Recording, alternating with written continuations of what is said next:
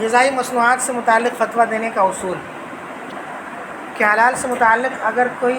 سوال آپ کے پاس آئے اور فتویٰ پوچھا جائے تو اس کا بنیادی ضابطہ یہی ہے کہ جو سوال کرنے والا ہے وہی صورتحال کو واضح کرے، وہی یہ بتائے کہ یہ جو پروڈکٹ ہے جس سے متعلق وہ سوال کرنا چاہتے ہیں اس کے اجزاء ترکیبی کون کون سے ہیں۔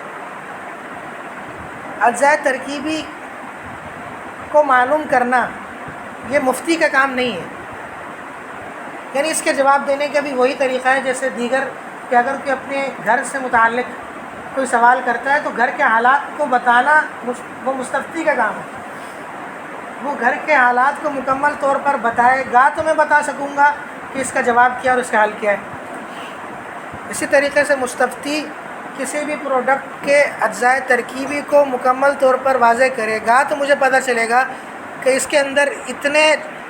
اجزاء ترکیبی تو حلال ہے اور یہ ایک حرام ہے اور یہ ایک مشتبہ ہے۔ تو جو حرام ہوگا اس سے متعلق تو میں یہ بتا دوں گا کہ یہ حرام ہے اور اس کا استعمال جائز نہیں ہے، وہ تو 1% بھی حرام جو شامل ہو تو اس کا استعمال جائز نہیں ہے۔ اور اگر مشتبہ ہوگا تو اس سے متعلق میں یہ بتا دوں گا کہ اس کے 4 سورسز ہو سکتے ہیں، کتابوں میں یہ لکھا ہے کہ اس کے 4 سورسز ہو سکتے ہیں، اور ان سورسز میں سے اگر فلاں فلاں سے حاصل کیا گیا ہے تو وہ سورس چونکہ درست ہیں تو اس کا استعمال بھی درست ہے، لیکن اگر خنزیر سے اس کو لیا گیا ہے مثلا وہ چونکہ سورس حرام ہے اور غلط ہے اس کا استعمال بھی درست نہیں ہوگا۔ تو اگر حلال سے متعلق کوئی سوال آئے